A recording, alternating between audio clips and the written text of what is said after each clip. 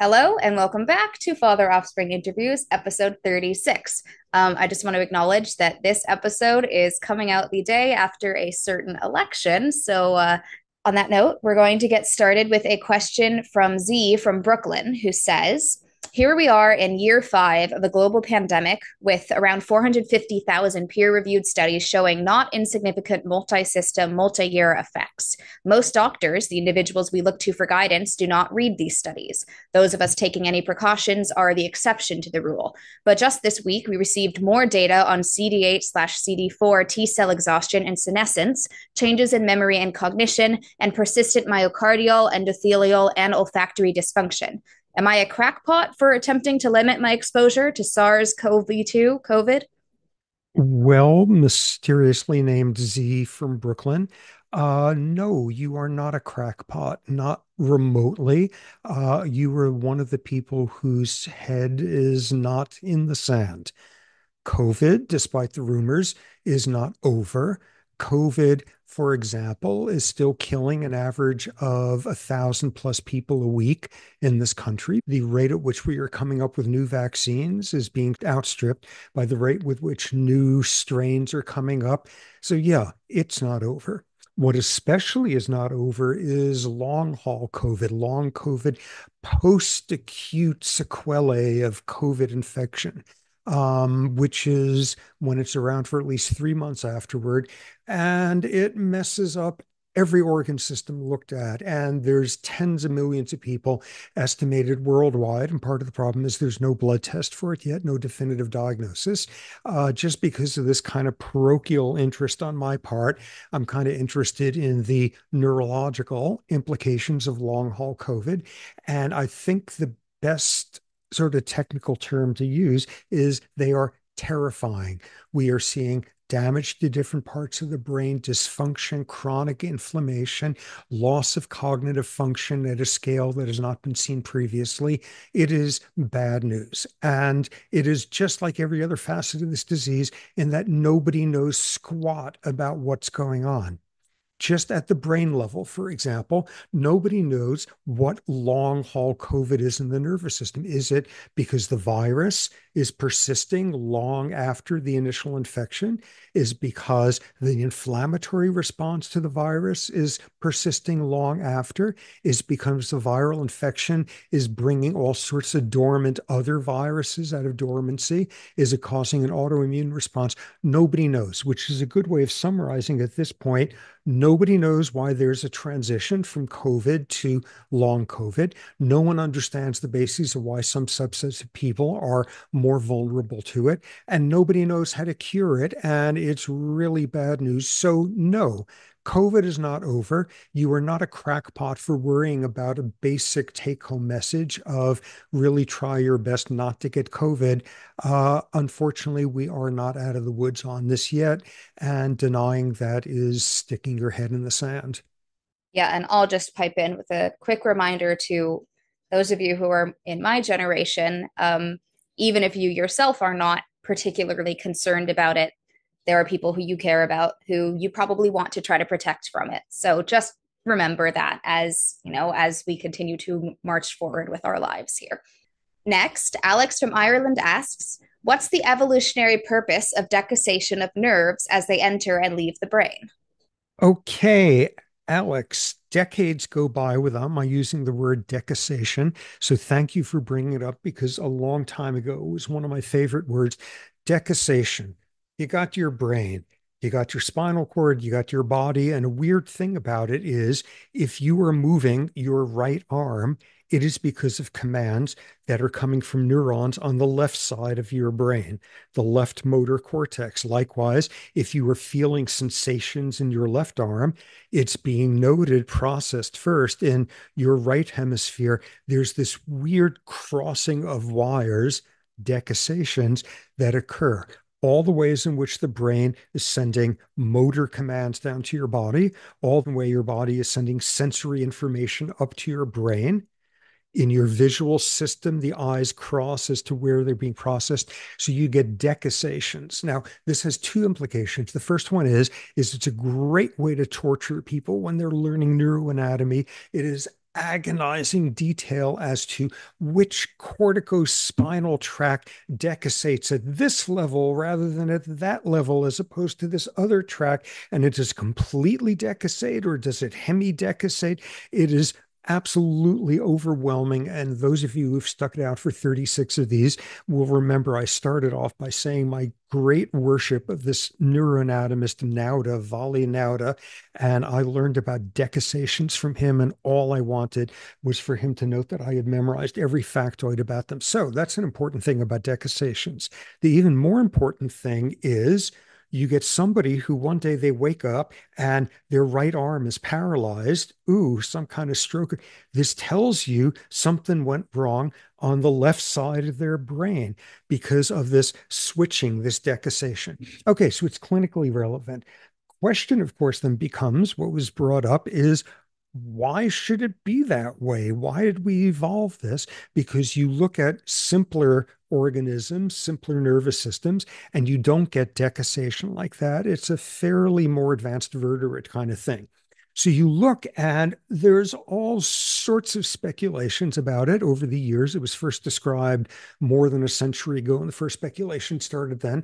And none of them make a huge amount of sense to me. One of them somehow argues that integrating information coming from both sides by crossing in the spine, when it comes up that way, this gives more complete, easier way to integrate all of it into one holistic picture. I did not understand that paper. Then there was a paper that pointed out you don't get decussations in beasts that don't have limbs, like fish, as opposed to those who do, like frogs. And it gave this example. Okay, you're a fish, and off to your left, you see a predator. And what do? You want to take evasive action. You want to bend over and go. How do you do that? You contract muscles on the right side of your body. And now you're bending that way. In contrast, you are one of those species that has a limb. You're a frog, and you see to your left, there's a predator. What do? You both contract the muscles on your right side, just like in the fish. But in addition, you push off from wherever you are with your left. You use both sides at once, which seemed totally reasonable. And then the paper is where I completely got lost, arguing that somehow this works better with decussations. I saw one totally nutty paper that seemed to argue that decussations are the explanation for why people tend to kiss left cheek to left cheek, whereas they hug right shoulder to right shoulder. And I did small sample size with this and didn't see that supported. But even if it does, I don't quite see how that is related to decussations. The paper was actually very cool because for the kissing left cheek to left cheek, it had a diagram of seemingly two incongruous men, late middle-aged men in suits, looking kind of very stuffy, kissing each other, which struck me as like a little bit intriguing and unexpected and stuff. And it took me a while to finally register. I'd seen this as a picture. This was back when Mikhail Gorbachev was kissing the soon-to-be ex-dictator of East Germany, Erich Honecker, and they smooched to left cheek, and this was identifiable in the figure by Gorbachev's telltale birthmark on his forehead there. So that was in the. Okay. So anyway, we've got all these theories that are built around the notion that for some reason things work better when your nervous system decussates. And then it all got solved recently for my money and for a lot of people in the field, in that somebody figured out during fetal embryonic development of the nervous system and the spine and all of that, the primitive notochord, which is going to become your spinal cord. There's some point, if you're a fancier organism and you're going to have things like limbs, and initially the spinal cord is developing on this part of your torso and it's got to get to that part, that when it's moving back there, there's a tight spot. And what it has to do to get through is it flips over this way. It flips over 180 degrees. And thus, you've just looped the pathways out on the opposite sides. That's why it decussates, because to pull off embryogenesis, pulling your nervous system together, if you got a fancy mammalian sort of brain, at some point you squish this up here and it flips over in the process and you've got the crossing. Okay, so this finally gives a peaceful night's sleep for those of you who wonder why the nervous system desiccates or decussates, or perhaps even both. Why is that? There's no evolutionary explanation. Why is that interesting? Because this actually speaks to a much larger issue, and it's a sort of assumption that we all have folk wisdom about when it comes to evolution, which is traits evolve because they're good for us. They're adaptive. If you see some trait, your job is to figure out what its adaptive value is. That's why it became more prevalent. And this is what would be called an adaptationist interpretation, and that every bit of evolutionary properties that a species acquires it as the outcome of selective forces going for the most optimal solution to some sort and leaving you adapted in that regard. And this was the dominant model forever. And starting, I don't know, in the 70s, 80s, people like Stephen Jay Gould began to attack the adaptationist school by saying that these are just so stories. You remember Rudyard Kipling, how did the elephant get its long trunk? Because the crocodile pulled on it with a, how did zebras get their stripes? How did spinal cords decussate? Here's a story I just came up with as to why that's adaptive. Because if you're a frog, you get away better from predators, or it makes it easier to kiss East German dictators. It's because it must be adaptive. It's there. It's got to have some adaptive reason. And what Gould brought up or emphasized with the notion that lots of stuff is just there because it's just there. It serves no purpose. It's not meant to be there. It's just there carried along as a byproduct of something else being selected for. And he gave a great term out of, I think, Renaissance architecture, a spandrel. A spandrel is where you have two arches in a church. And okay, so the two arches coming up here, and by definition, there's a space in between there. And what did Renaissance artists do? They always painted in some cherub or something in the spandrel there, the diamond shaped space there. And thus, one could act like an adaptationist evolutionary biologist and say, oh, have you noticed in those little spandrel spots, there's always pictures of cherubs or dead saints or whatever. There must be an adaptive reason why they put a diamond shaped whatever into churches there in order to have. No, it's if you're going to have two arches like that where they begin to separate, you're going to get a spandrel coming out there. And like, why not just paint it? Don't try to figure out why it is inherently adaptive that pictures of saints tend to wind up over pairs of arches and churches. It's not it just happened, thus the term, a spandrel. And there's other spandrels in evolution. When you look at humans, you realize compared to all the other primates, we are unique. We uniquely are the only species that has chins, jutting jaws, and jawlines that are dominating and self-confident, and chins. Why do we have chins? And there's been ridiculous adaptationist speculations over the centuries. Why do humans have chins? It's so you can like use it to get breadcrumbs out of the corner that are hard to get to, or like you're a male human and you use your sharp chin to savage your opponent and thus increase your reproductive success. I mean, just ridiculous speculations until people figured out, okay, if you're going to have the front of the face evolve more in this direction, like is the case in humans versus in other apes, and the jaw is going to have a certain angle, you're going to get a chin coming out this side. The chin was not selected for because it has a purpose. It was a spandrel secondary to the change in the shape of the jaw and the face. And in that regard, what this is suggesting is spinal decussations are just a spandrel. They're secondary to that's how you move stuff around when you're making a mammalian nervous system in a fetus. Okay, so this obviously is deeply consequential for people who worry about decussation. Why worry about this notion of be careful not to fall for a spandrel? What's a larger lesson from that? One is like you learn accurately about how things are working if you recognize it's possible that not everything is adaptive and was selected for.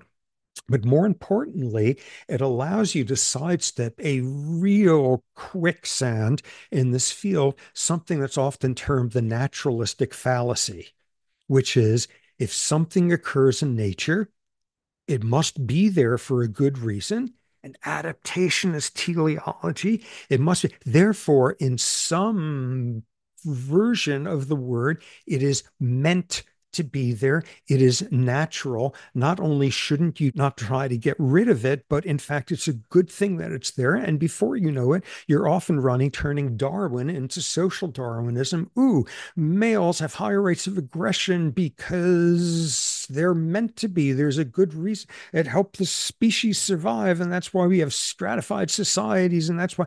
And because it's meant to be, it's meant to be. So this is one of the ways in which some pretty lousy social Darwinism creeps in the back door over the decades, and the notion that everything is there for a reason.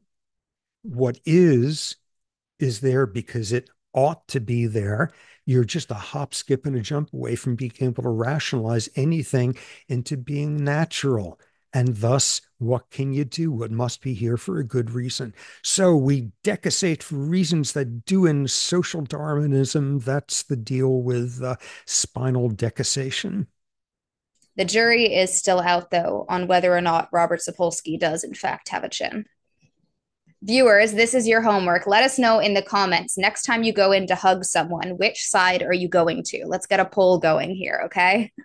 All right, for our final question, Shabam from India asks, how did Thymicolymphaticus get the status of a disease in the late 19th century? What tragic implications did it lead to? What does all of this teach us about our notion of what's normal and what we classify as an illness?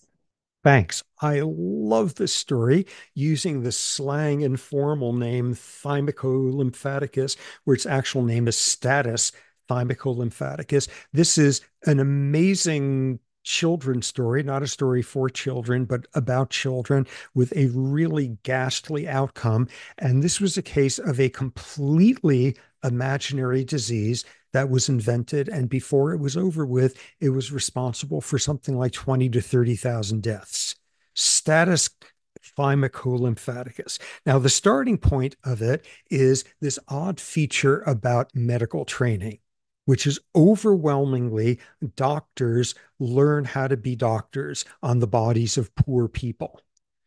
You're in some rich private hospital where everyone has their own private physician, and you're not going in there and say, "Oh, Mr. Archibald Sedgwick the fourth, is it okay if this med student here tries to figure out how to take blood out of your arm and punctures you over and over?" No, that's not what happens. What happens is you go to the public teaching hospitals that are full of people without insurance, and that's where med students learn procedures. Med students and doctors learn how to do their medicine on poor people. This is taken one step further. Med students and doctors learn about the anatomy, the structure of the body from poor people. Time immemorial, you're a first year med student and you take a year of, quote, gross anatomy. You are given a human cadaver and you and your partner spend the entire year dissecting it and learning the name of every single obscure thingy in there and what it connects to. And this is part of the absolutely necessary, like, I did this, so you need to do this hazing tradition of medical cadavers. You do your first year gross anatomy. So, of course, the question arises, where are these bodies coming from? And these days, they are often donated and by people with an interest in science, all of that. Nonetheless, over the course of centuries and centuries, when people were dissecting bodies, jargon back when the anatomists were dissecting bodies to learn about bodies and train med students on all of that, they were using the bodies of the poor. How did this happen? All sorts of ways that are straightforward. First off, you go back when, and what you have is you got people who've been buried, and you get grave robbers who come at night and dig up a freshly interred body there and sell it to the anatomists. These people came to be called resurrectionists. They brought people up from the dead. They were still dead, but none resurrectionists, and resurrectionists much preferred poor people in their graves than wealthy. How come? Poor people, they're out in some potter's field. They're covered 6 inches down. They're often not in a coffin at all.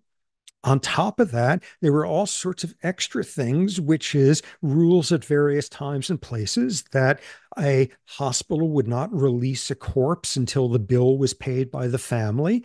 And if you were a resurrectionist and you got in there first, you could basically buy the corpse and send it off and sell it to the anatomists. Or, as documented in some cases, groups of resurrectionists would actually attack people at funerals to wrestle away the dead person and go sell them to the anatomists. Shortly after the Revolutionary War, the medical students at Columbia, which at the time was called King's College, the medical students were discovered to be cutting the middleman out of it, which is they were in Potter's Field, New York Potter's Field, under a full moon digging up bodies so they wouldn't have to pay for them. And they were caught, and people got kind of outraged over this. And before it was over, there was major rioting about this, what is known historically as the Doctors' Rebellion. And the entire teaching staff of Columbia, as well as these med students, had to take refuge on the Upper West Side in the house of Alexander Hamilton. And this is the sort of thing going on there. All these examples where you dig up a body, it's a lot easier if it was a poor person. You get there before the relatives do, likewise, or you just like steal them right at the funeral. You also had, there was this one guy who added a verb to the English language in the 18th century, a man named Burke. Burke, who gave us the unfortunately now obsolete term Burking. Burke was an aging resurrectionist who no doubt was getting a little bit worn out by all that heavy lifting and sore back muscles and stuff. So, what he did was open up a soup kitchen for the poor, and they would come in and he would get them in the alleyway and bop them over the head and kill them and sell their body to the anatomists. And thus, for a while, being like waylaid, being, shanghaied, to use an obsolete idiom, all of that in an alleyway was getting burked. Somebody was burked in this alleyway. Okay, so that's what's going on with the poor people. Meanwhile, wealthy people in the 18th and 19th century, you were not buried 6 inches deep. You were buried 6 feet down. You were buried in a coffin. And in fact, during that time, there were all sorts of fancy coffins. In the United States, there was something called the patent coffin, which was a 3-layer deep coffin, and it had some sort of lock on it. I can't avoid the joke that in some way it's dead bolted from inside, but in some manner where it's very hard to get to. And it was impregnable. So you're a resurrectionist, and do you want to dig up a body that's 6 feet in the soil there, or something that's deep down in one of these patent coffins? Or you could have really top of the line, sort of watching out for your dead body. There were things at the time for the wealthy called dead houses, which is you would die and they would put your corpse there in this dead house where it would be under armed guard for a week or so while you genteelly putrefied past the point of your corpse being of any use to an anatomist. And at that point, they would go out and bury you. Okay, so we have this long tradition, and in fact, some sort of intentional governmental terrorizing of the poor revolved around this. Henry VIII decreed that anyone who was executed for the crime of stealing something, their body would be given to the anatomists, and you better bet those were people stealing loaves of bread.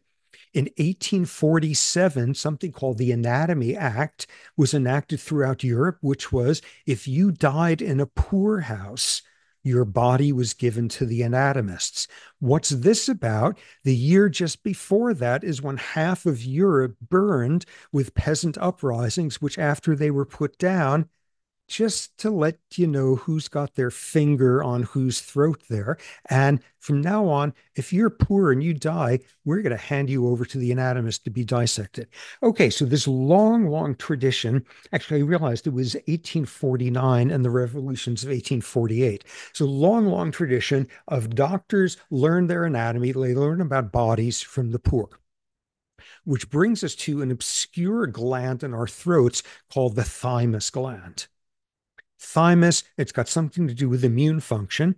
And the really interesting thing about it is when you are stressed, your thymus gland shrinks.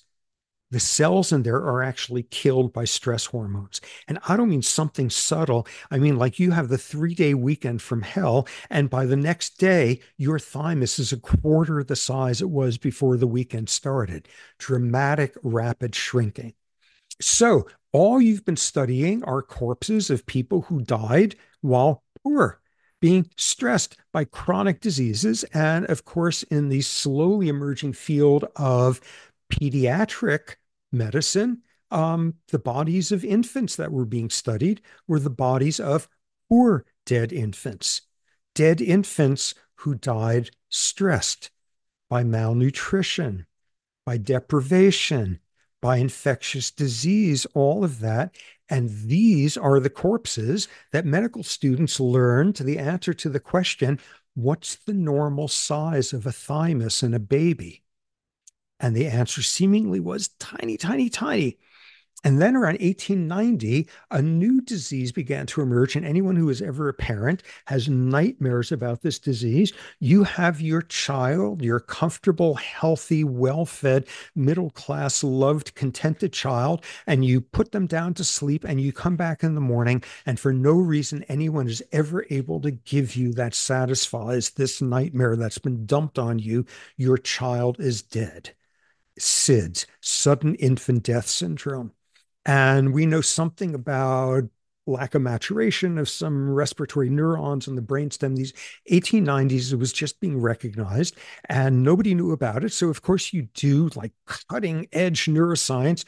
Let's get some bodies of kids who died of SIDS, kids who were middle class and well fed and not suffering from chronic diseases because they had to fit this profile if they died inexplicably, and dissecting them. And this was the first time any anatomists were looking at what the thymus gland looked like in a kid who wasn't severely stressed. And the doctor doing this, a germ pathologist, immediately spotted it, saying, whoa, look at that. The thymus is like 5 times bigger than what we're accustomed to. What they were accustomed to was this is what a stressed, diseased thymus looks like. But because of the way things worked, they had been taught this is what a normal pediatric thymus looks like. And you look at this thing, and what's the conclusion? Oh my God, this is some sort of disease where your thymus gets too big. And at some point, when you're sleeping, it presses down on your trachea and you suffocate. And that's the explanation for SIDS. Thymus status thymicolymphaticus. For some bizarre reason, some kids get thymuses that are way too big and they can kill you. They're abnormally large. People had it backwards as to what was the normal and what were the bodies savaged by sort of postnatal stress and such. And this gave rise to this disease that was completely imaginary. It was in the textbooks by like 1906 or so, and you'd see pictures of these status thymicolymphaticus thymuses and close up, and they were like elephants and all of that, and talking about where this disease comes from. I was very amused. I found one paper in the early 1920s, retrospective, talking about the personalities of kids who go on to die of status thymicolymphaticus. And what the paper concluded was that they had very phlegmatic, stoic personalities. In other words, they were unbothered by having this imaginary disease. It had no effect on them at all. So this is great. And it wasn't until people in the 1930s began to figure out that, oh, stress causes atrophy of the thymus, and pieces started to fall into place. And it was in the 1940s that this young pediatric resident, a guy named Waldo Nelson, who anyone in pediatrics will know this from Nelson's textbook of pediatrics, he became the grandest old man of American pediatrics. And this textbook has gone through like 30 editions among his intellectual grandchildren by now. He was the first one to put the pieces together and say, whoa, You got it backwards. Wait, wait, wait. You've been learning to think that this shriveled by stress thymus from the infant who died amid poverty is what it's normally supposed to look like. So this thing seems hypertrophied, pathologically, idiopathically hypertrophied, and it just suffocates you. You guys got it wrong. This is imaginary. This doesn't make any sense at all. And he was the first one to figure it out, and nobody listened. And I got the chance to talk to Dr. Nelson some years ago. He lived to be age 99 and asking him about it. And the fact that you can still find a textbook here and there, a 20-year-old textbook that still talks about status thymicolymphaticus. I mean, it is boggling to go to like the third layer down of a med school library and look at these textbooks from 1905, and there's the article on status thymicolymphaticus, to look at a textbook from much more recently and it's still in there. And Dr. Nelson was incredibly pissed off about this. In the 1940s, I was already telling people that this was totally wrong. You got it ass backwards, and no one listened. Okay, what is he upset about? Ooh, ego. I like discovered this and it took forever to people pay attention. No, that's not why. Because the horror of the story is out of the irrefutable logic of SIDS is caused by some kids who, for unknown reasons, have this way too large thymus gland, which suffocates them at night at some point. By around the 19 teens, the lesson was going out. If you love your child, your infant, and you are terrified of this disease where your child dies for no reason, we know why. Their thymus gland was too big. If you want to prevent that from happening to your loved one, here's what you do. Bring in your baby to the doctor and have their throat irradiated to shrink the thymus gland. And the textbooks by the 1920s were telling you how many units of radiation at one angle, and you could see a picture of a kid being held in front of this. And go, and if you want to protect your child, have their throat irradiated. And sitting right next to the thymus is the thyroid gland. And before it was over with, tens and tens of thousands of cases of thyroid cancer caused by the irradiation, and probably 10 to 20,000 deaths caused by that. And this was still being done in some of the less enlightened corners of our country up until maybe 30, 40 years ago. You could still find someone who would say, yeah, my big sister, they irradiated her throat when she's got thyroid cancer now, but she's doing fine. Whoa. Invent an imaginary disease by getting confused as to which is the control and which is the experimental. And in this case, before it's over with, you've given cancer to 50, 60,000 people. Okay, so what is the take home message from status thymicolymphaticus? There's many. Let me try to rein them into three or so. The first one is sometimes, like you ask in research and science, what seems like an idiotically simplistic question, ooh, how big should a thymus be? It turns out it's not such a simplistic question. And you could be way off, and that could matter. So even what seems like the most ancient, outdated medical sorts of questions, how big should this organ be? There's tricks and subtleties in it, and they matter. Maybe the second take home lesson is that it's probably way too optimistic to say, well, people should be treated equally and health inequality should be gone. If you're going to have people having the inequalities of life, at least try to dissect them with some equality there so you don't make a mistake like this again. But for me, the biggest take home lesson sort of comes from out of this, and it's a more general one having to do with any realm in which we are making judgments, which is be sure, be really damn sure you know what you are talking about when you've decided you know what counts as normal. Because the second you've done that, you have forever after distorted your capacity to look at any exception to that and see it objectively. So that's status thymicolymphaticus. And that's it for episode 36. Keep submitting questions at the form found in the Instagram story highlight and bio or the YouTube video description. I'm Offspring Sapolsky, and thanks for your continued support of Science and the Beard.